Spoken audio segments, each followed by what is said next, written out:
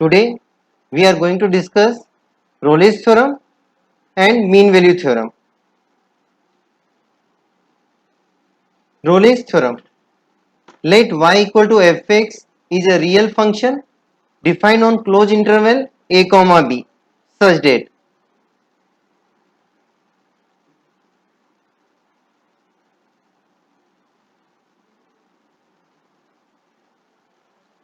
y equal to fx is a real function. Real function means gives real value in the closed interval a comma b, means x equal to a to x equal to b. fx is continuous on closed interval a comma b. पहली condition क्या Rolle's theorem की, जो fx हो क्या होना चाहिए, continuous function होना चाहिए. Second condition, fx is differentiable on open interval a comma b. Differentiable का मतलब होता है कि हमको जो कर्व है उसको ब्रेक करना है, तोड़ना है. ठीक है, अभी जो कर्व है इसको हम लास्ट पॉइंट पे ब्रेक नहीं कर सकते हैं, इसलिए हमेशा अपन जब भी डिफरेंशियल की बात करते हैं तो क्या करते हैं, ओपन इंटरवल लेते हैं. fx is differentiable on open interval a comma b. And third point, fa equal to fb means at x equal to a जो फंक्शन की हाइट है, यहां से आता है कि जो डिस्टेंस, और एक्स इक्वल टू बी पे जो डिस्टेंस वो आपस में क्या होनी चाहिए, इक्वल होनी चाहिए. Means F A equal to F B. अगर ये तीनों कंडीशन सेटिस्फाई होती है देन क्या होता है, रोलेस थ्योरम इज एप्लीकेबल. अब रोलेस थ्योरम क्या है,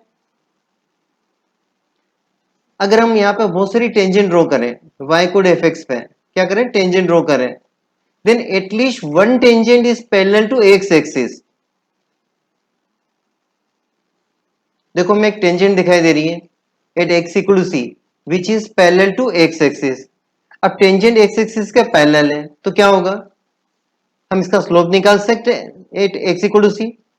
given curve is y equal to F X. अब इसका हम डिफरेंशिएट करते हैं तो क्या मिलेगा, dy upon D X means slope of tangent at any point. लेकिन आपको पॉइंट क्या दे रखा, at x equal to C tangent is parallel to x axis. So therefore slope of tangent at x equal to c कितना होगा, f dash सी.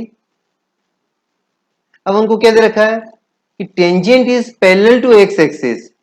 अभी जो tangent है वो एक्स एक्सिस का पैरेलल है.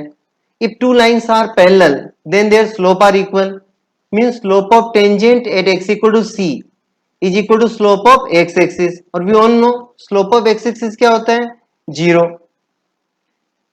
So it means then there must exist a real number c belong to a comma b such that f dash c equal to 0. Because tangent is parallel to x axis, so slope of tangent at x equal to c means f dash c is equal to slope of x axis, means f dash c equal to 0.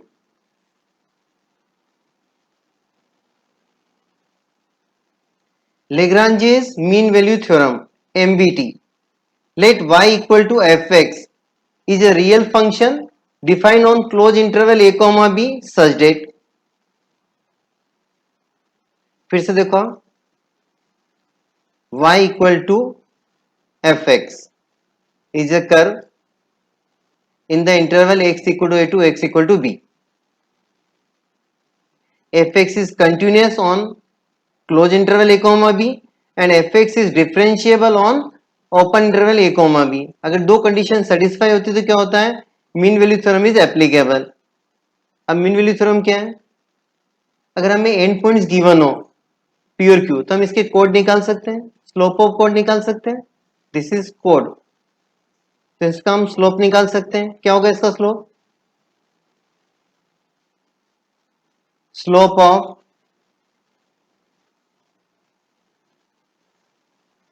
P Q is equal to, formula क्या होता है, y2 minus y1. This is y2 और this is y1. This is x1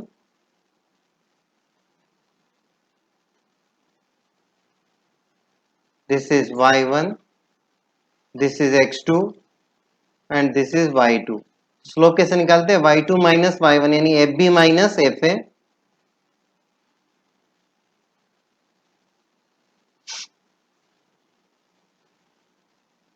upon B minus A.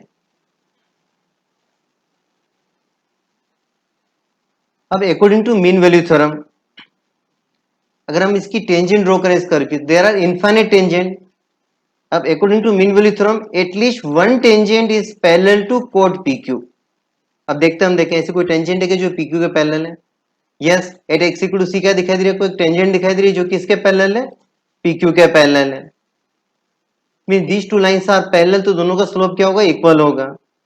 अब हम क्या करते हैं, slope of tangent निकाल देते हैं at x equal to C, y equal to since y equal to F X. अब इसका स्लोप ऑफ टेंजेंट निकालना तो क्या करेंगे, डिफरेंशिएट कर देंगे, तो dy upon D x equal to f dash x. therefore dy upon D x at x equal to c क्या होगा, एफ डैश सी। तो at x equal to c जो टेंजेंट है वो कोड के पैरेलल है, और if tangent is parallel to कोड then slope of tangent equal to क्या होगा, स्लोप ऑफ कोड होगा। Since tangent is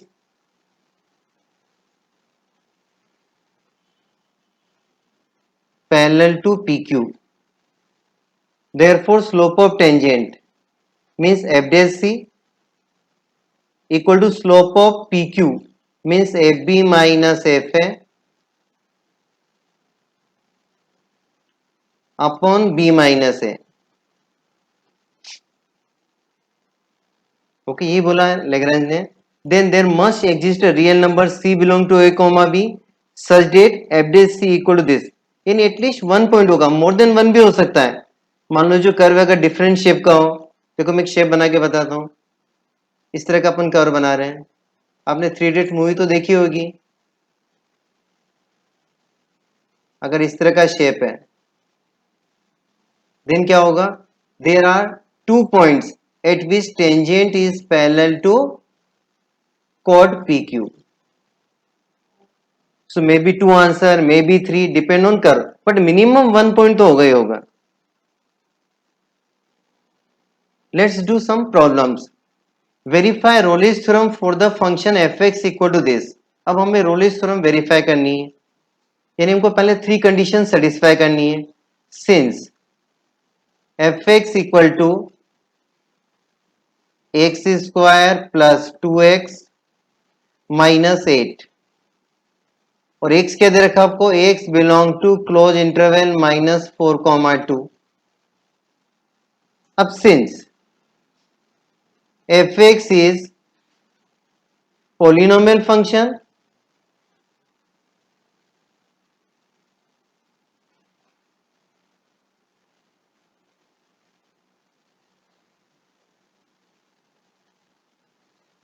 and we know that polynomial function is everywhere continuous and differentiable।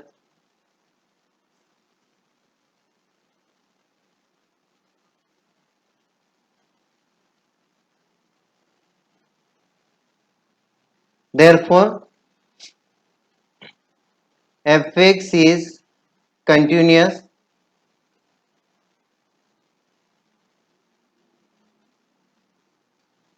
on close interval minus four comma to. fx is differentiable on open interval minus four comma to. तो to cases हो गए आपके। First case क्या हो गया, fx is continuous, second fx is differentiable। अब third case में हमको क्या प्रूव करना, fa equal to F B. तो वैल्यू निकालते हैं अपन। सिंस एफ ए यानी एफ माइनस फोर की वैल्यू निकालो, एफ माइनस फोर, तो माइनस फोर होल स्क्वायर यानी कितना होगा 16, फिर two into minus four minus eight equal to zero, and F two is equal to, F two कितना होगा बताओ, to square four plus four minus eight equal to zero. therefore f minus 4 equal to f2.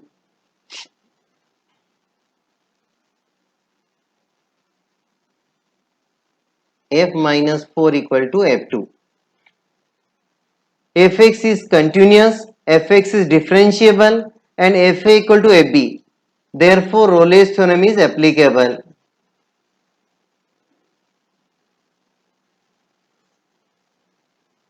Rolle's theorem is applicable.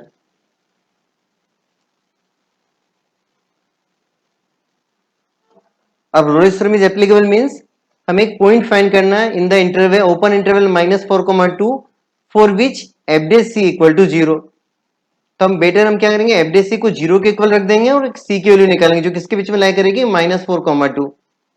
तो उसके लिए हम पहले क्या चाहिएगा F dash x. F x is given, F x is x square plus 2x minus 8. तो F dash x कितना होगा 2x plus 2. Since fx equal to x square plus 2x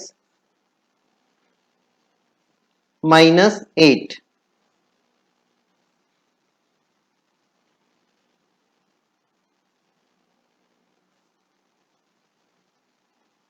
minus 8. अब नाउ डिफरेंशिएट करते हैं इसके लिए. Therefore F dash X is equal to 2x plus 2. अब let F dash C is equal to 0. अब F dash X की value है 2x plus 2, तो एफ डैश सी की वैल्यू क्या होगी 2c प्लस 2. अब इसको सिंप्लीफाई करें तो क्या मिलेगा c इक्वल टू -1. अब हम चेक करते हैं जो c इक्वल टू -1 है गिवन इंटरवल को बिलोंग कर रहा है क्या. तो आपका गिवन इंटरवल क्या है -4,2. -4,2.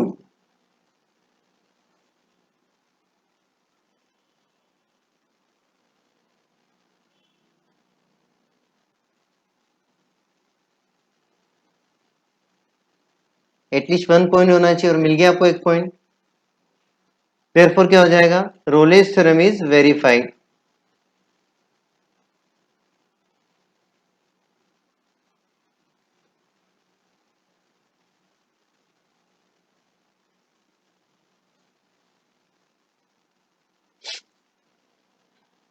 Next problem.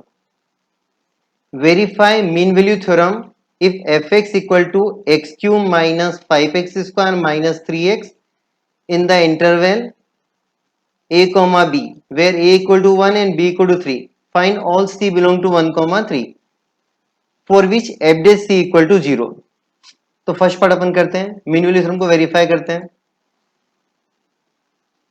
fx is x cube minus 5x square minus 3x. Therefore, अब now differentiation of this f dash x is equal to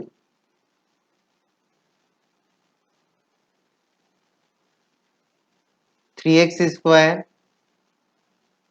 minus 10x minus 3. Give equation number 1. Is it clear? Now since fx is polynomial function,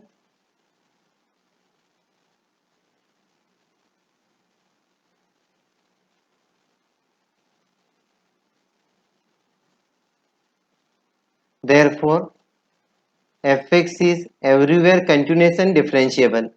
Therefore fx is continuous on closed interval 1 comma 3 and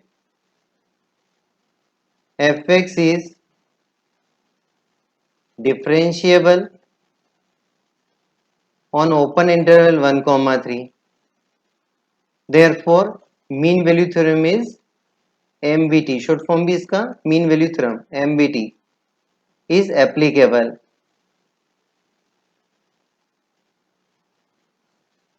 and mean value theorem is applicable, then क्या होगा, at least one tangent is parallel to कोड of given curve, यानी f dash c equal to क्या करना अपन को, therefore F dash C is equal to F B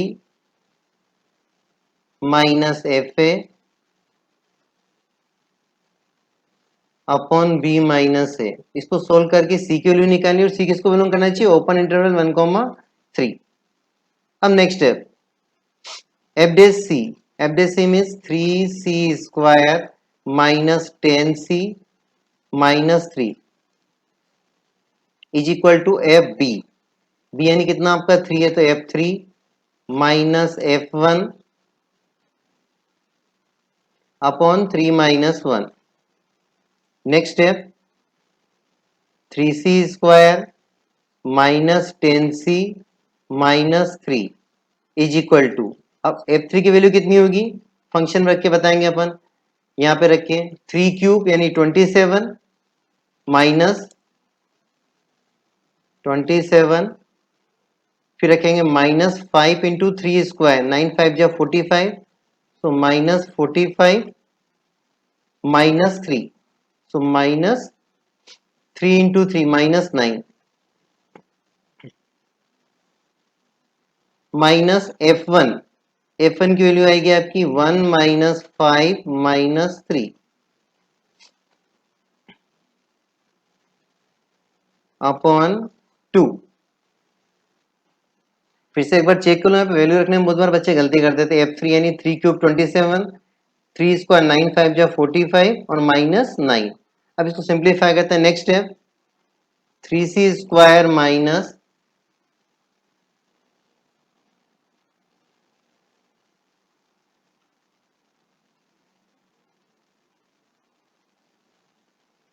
3c square minus 10c minus 3 is equal to, अब now simplify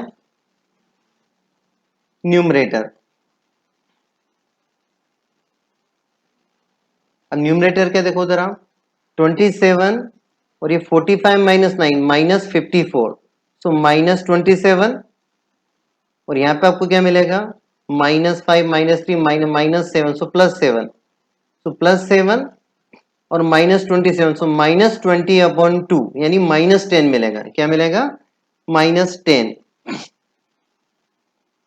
minus 5 और minus 3 minus 8, so minus 7, so plus 7 और इधर आपको मिल रहा है minus 27, so minus 20 upon 2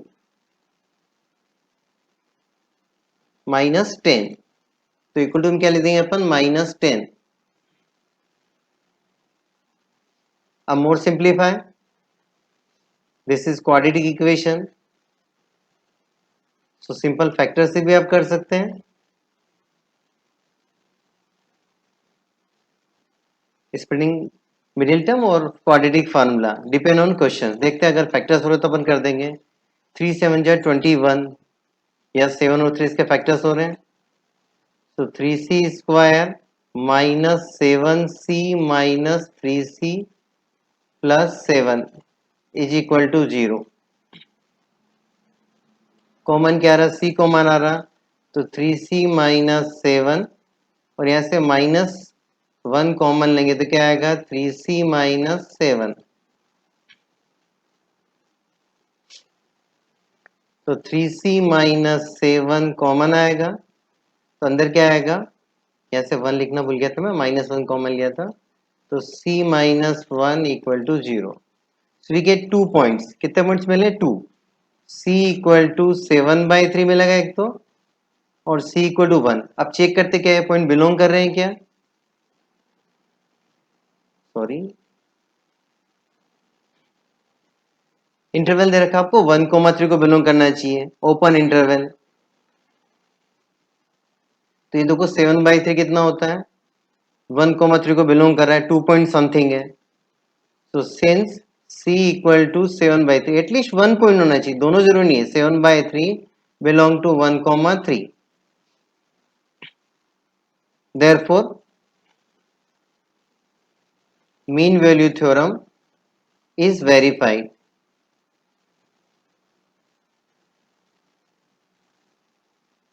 Okay, अब now one more part is there. Find all C belong to 1 comma 3 for which f dash C equal to 0.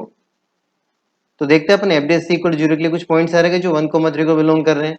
तो put f dash C equal to 0, second part.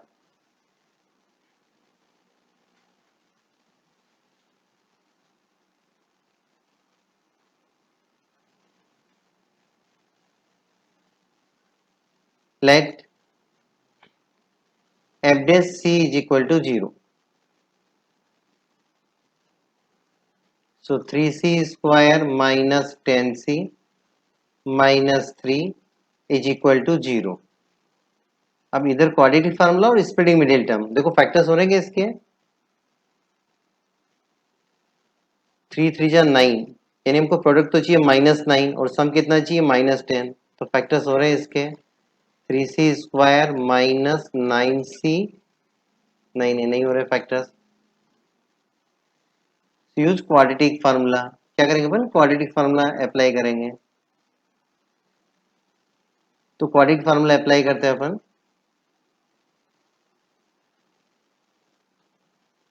अब quadratic formula क्या होता है, x equal to minus B, यानी क्या आएगा +10 plus minus B square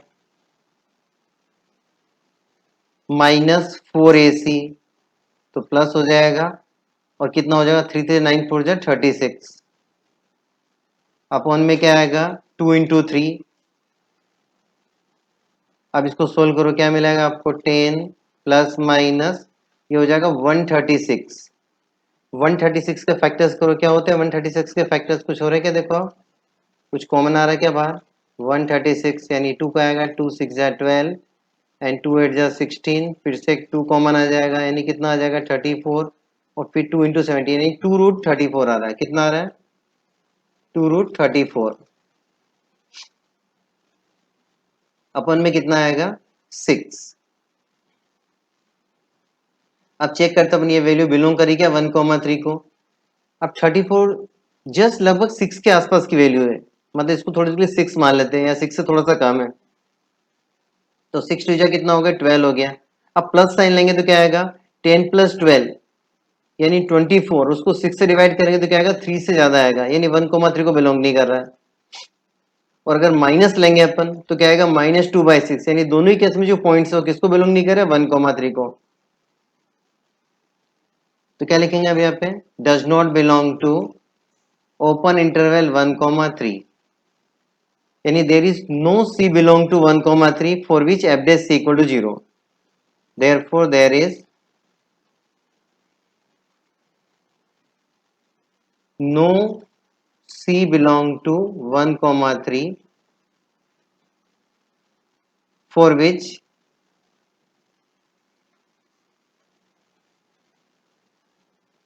f dash C is equal to 0. Next problem, if f equal to close interval -5,5 to r is a differentiable function. We all know that every differentiable function is continuous, मतलब ये continuous भी और differentiable भी है. And if f dash x does not vanish anywhere, यानी f dash x की value -5 से के बीच में कहीं भी 0 नहीं है, then prove that f minus 5 not equal to f5. अब since f is a differentiable function,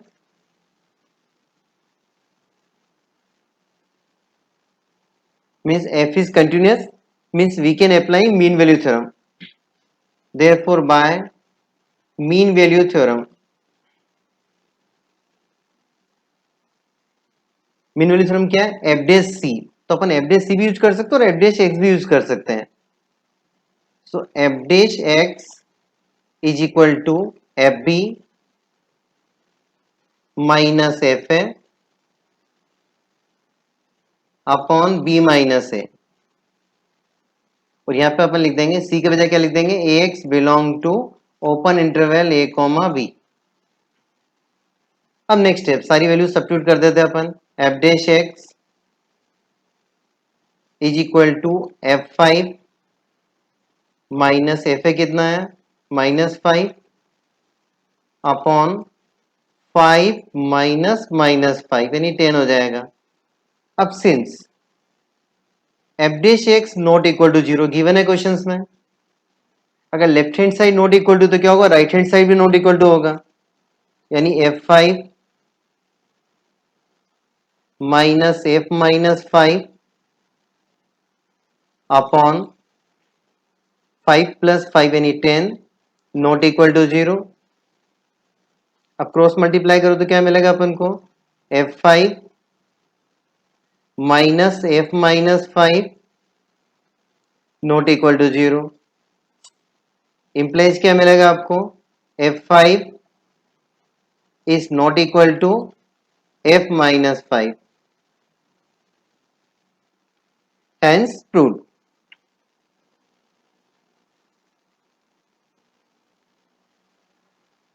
In next lecture we will discuss strictly increasing function and strictly decreasing functions. Thank you, have a nice day.